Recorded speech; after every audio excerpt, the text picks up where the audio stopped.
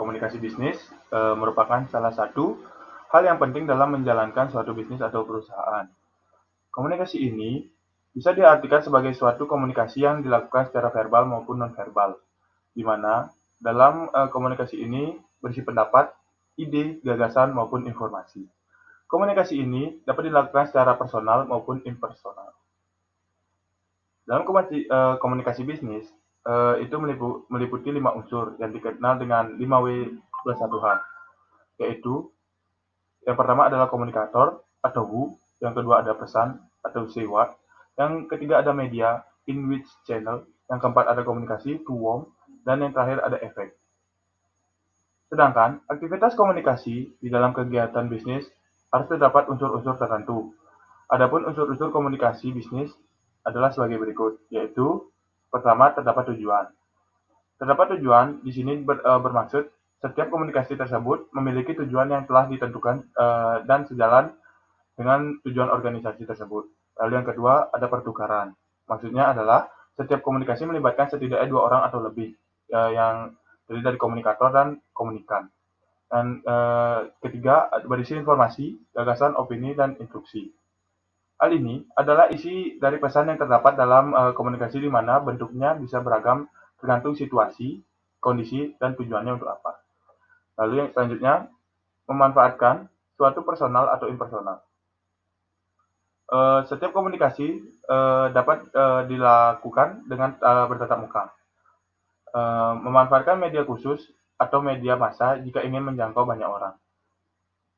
Yang selanjutnya, memakai simbol atau sinyal.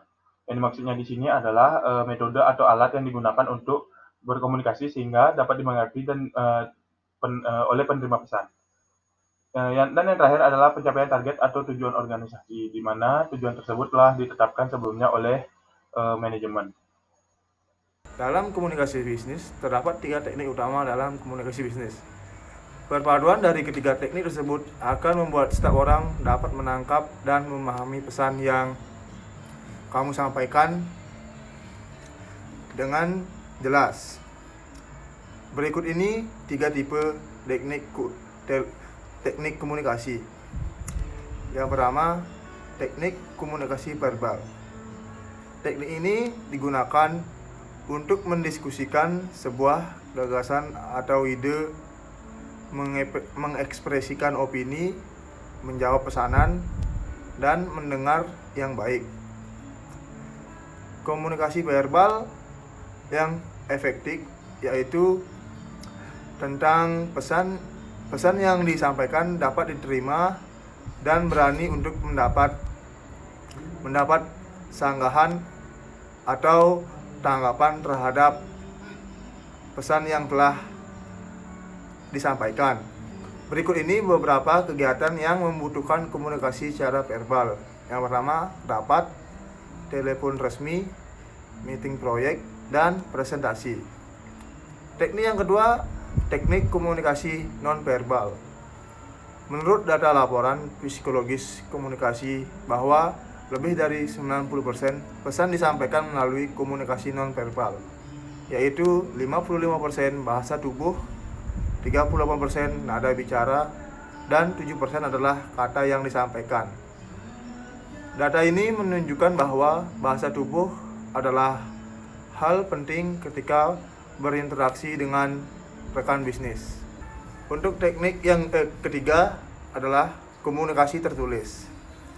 Email adalah salah satu contoh komunikasi tertulis paling mudah ditemui dalam komunikasi tertulis. Kebanyakan perusahaan menggunakan email atau media pesan elektronik lainnya untuk berkomunikasi dengan timnya.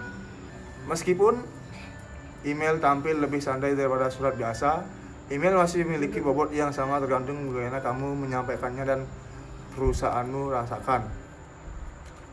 Hal-hal yang harus dipertimbangkan ketika berkomunikasi secara tertulis.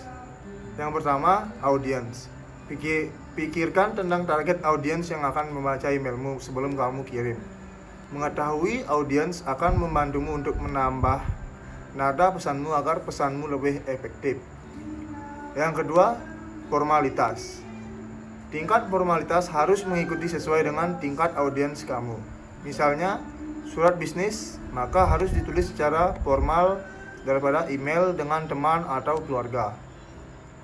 Kamu juga harus mempertimbangkan pemformatan dalam menulis email, karena hal tersebut menentukan jenis formalitasnya. Yang ketiga, gaya. Jenis gaya yang kamu gunakan dalam komunikasi tertulis tergantung keinginan yang kamu gunakan. Misalnya, email harus sesingkat mungkin. Jenis komunikasi bisnis. Dalam komunikasi bisnis juga terdapat jenis-jenis komunikasi. Yang pertama, komunikasi internal. Komunikasi internal merupakan salah satu komunikasi bisnis yang bersifat internal. Dalam hal ini dimaksud bahwa komunikasi ini terjadi dalam sebuah organisasi atau perusahaan. Yang kedua, komunikasi vertikal. Dalam komunikasi vertikal ini biasanya dilakukan antara tingkatan. Jadi, jika dalam perusahaan terdapat tingkatan jabatan atau posisi, komunikasi vertikal ini harus terjadi timbal balik yang komunikasi yang telah dilakukan. Yang ketiga, komunikasi dari atasan pada bawahan. Jenis komunikasi ini juga termasuk komunikasi internal, akan tetapi juga memperhatikan tingkatan atau jabatan pada sebuah organisasi tersebut. Komunikasi ini merupakan salah satu jenis komunikasi bisnis yang sangat penting, di mana komunikasi ini dilakukan oleh seseorang pimpinan kepada karyawannya. Bentuk komunikasi ini biasanya dilakukan secara umum. Yang keempat, komunikasi dari bawahan ke atasan. Jenis komunikasi bisnis ini biasanya dianggap tidak sepenting komunikasi atasan pada bawahan. Biasanya diartikan komunikasi ini merupakan kebalikan dari komunikasi dari atasan ke bawahan. Dan yang terakhir, komunikasi horizontal. Komunikasi horizontal ini dilakukan pada tingkatan atau jabatan yang sama. Komunikasi ini biasanya bersifat lebih santai atau non-formal. Komunikasi ini tidak perlu memperhatikan kaidah dan biasa dilakukan dalam bahasa sehari-hari. Sekian dari saya, terima kasih.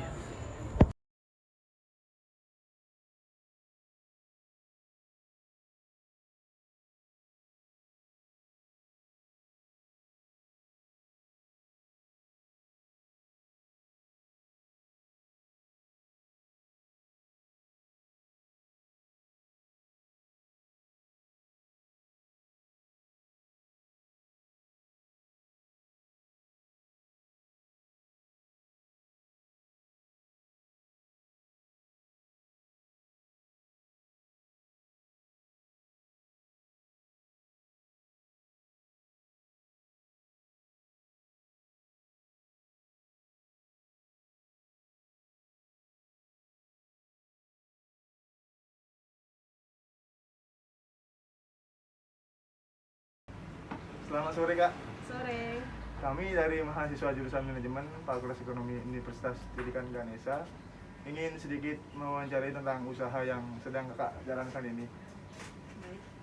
Untuk usaha ini sudah berapa lama berjalan, Kak? Untuk warung menu ini berdiri dari tahun 2013 sampai sekarang jadi 8 tahun ya. Ya. Udah sama 8 Sudah tahun. 8 tahun. Untuk warung menu ini menjual apa saja, Kak? Untuk menunya kita jual makanan sipat, rujak, nasi goreng, nasi ayam juga ada, pat pecing seperti itu. Berarti segala jenis Iya, makanan itu. lokal food lah. Untuk target warung menu ini Untuk target kita ke mahasiswa sama siswa SMA, mahasiswa kuliah juga gitu. targetnya Anak kuliahan lah, anak sekolah. di masa pandemi ini apakah berpengaruh terhadap usaha warung menu ini? Sangat berpengaruh kan, Sangat karena berpengaruh. online kan. Ya. Jadi semua pada pulang kampung atau di rumah aja. Ya. Jadi sepi, sangat berpengaruh. Pendapatan berpengaruh. juga menurun jadinya. Apakah penjualan warung menu ini menurun? Sangat menurun. Kalau bisa dibilang sampai 20% lah. Sampai 20% menurunnya. Oh enggak, 80% menurunnya, kita dapat 20%-nya dari biasanya kita jualan. Berarti sangat berpengaruh Hmm. ya. Untuk harapan kedepannya, Harapan kedepannya semoga mahasiswa masuk kembali masuk kembali.